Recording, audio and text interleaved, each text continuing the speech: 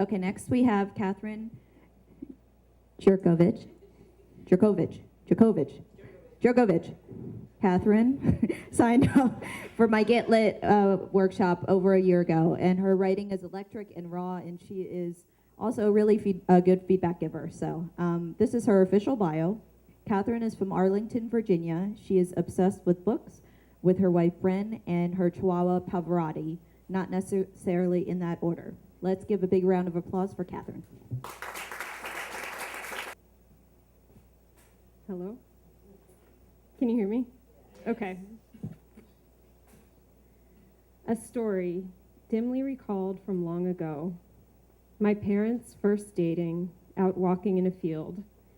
My father steps into a nest of yellow jackets. Hundreds of stings, and a few short months later, a shotgun wedding. No photos, no witnesses. I was a breech baby. The day after I was forcibly removed from my hiding place by cesarean, my Aunt Kate called the hospital to ask how her sister was feeling. Like I've been hit by a Mack truck, my mother said. She was breathless to get home to her cigarettes. Wound healing be damned. Like Macbeth's unstoppable adversary, I was not of woman born. Having been from my mother's womb untimely ripped, should I not also enjoy an unearthly power to destroy my enemies? Destroying myself comes so much more naturally. After my mother is gone, felled at 42, albeit indirectly, by her own chain-smoking hand, Dad starts putting me on a plane to Florida in the summers to visit Aunt Kate. She and Uncle Zane have 2 Cocker Spaniels they dote on, a silly blonde named Bounce, and her sober chocolate gentleman friend, Jojo. Aunt Kate and I install ourselves at the dining room table and play canasta or assemble jigsaw puzzles for hours upon hours, days turning into weeks while I shiver in the blasting air conditioning, and Aunt Kate, face red, sweats over her bottomless glass of iced tea. Sometimes we sit in the Florida room overlooking the canal at the back of the house, blinds drawn against the afternoon sun, and watch Gone with the Wind or South Pacific, the dogs curled up between us on the sofa, ice cubes clinking as Aunt Kate raises her glass again and again, pinky finger lifted, lips pursed daintily as she sips. I'm 7 years old. Late afternoons, with Uncle Zane on his way home from the office, we move to the kitchen, where Aunt Kate selects a flavor of hamburger helper from the pantry, and we set to work preparing a home-cooked meal for her returning warrior. In the evenings, we talk genealogy.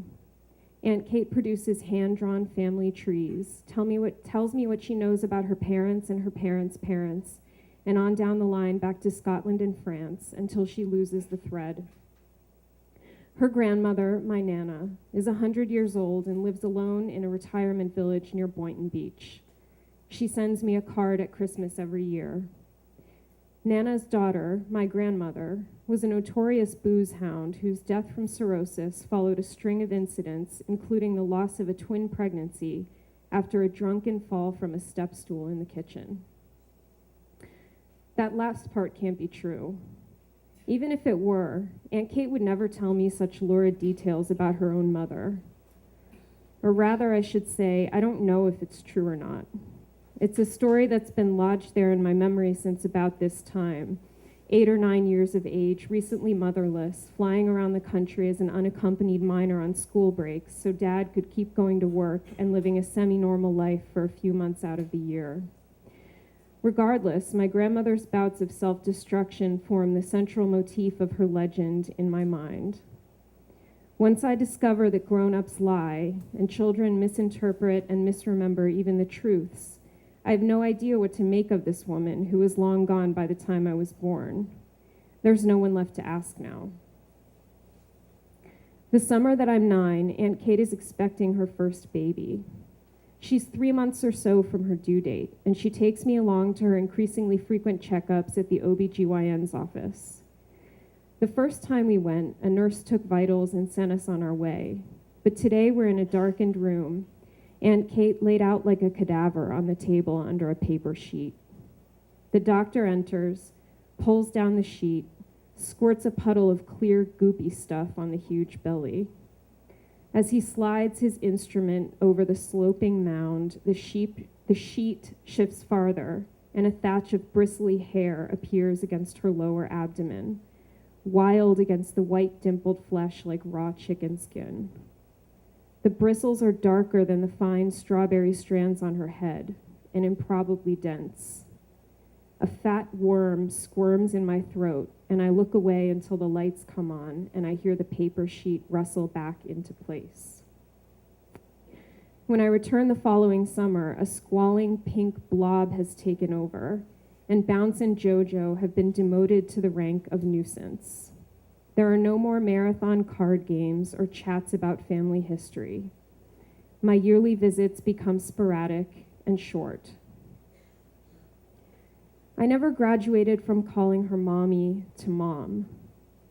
By the time I was 10, I was embarrassed for my friends to hear me refer to her in my stunted, childish way, and by 12, I couldn't even speak of her with Dad. I didn't know what to call her. I still don't. Cancer and addiction are in my blood. Maybe not literally, at least not yet, but they're imprinted on my DNA as a potentiality, the rush towards annihilation of the host and ultimately the self. Since childhood, this knowledge has held me in a perpetual state of conflict between swallowing all the pleasure, devouring it greedily while I can, and indulging the nihilistic apathy that says, I'll be dead in the blink of an eye, and so will you. So why bother? Fuck it all. These days I have two ambitions: to preserve something of myself in words, and to take the last ragged fragments of my bloodline to the grave with me. If I am an eerie, prophecy-proof anomaly by medieval standards, my own potential offspring are true freaks of medical technology, which is saying something in this age of human ears sprouting from the backs of mice and synthetic meat grown in petri dishes. Currently, two little alien things lie dormant in a freezer in Midtown, awaiting a host. Embryos built from my masculine-presenting wife's hormone-injected eggs, and the extensively washed and tested sperm of an anonymous donor we selected from the internet for his ethnicity, his high melanin, and his avowed passion for ceviche. I imagine that my slumbering gabies represent an advance to an uncanny new level of invulnerability. Engineered seedless, strap-on sproutlings, industrial innocence, blessedly uncontaminated by my ruinous genetic material. The greatest gift I can give them is nothing of myself.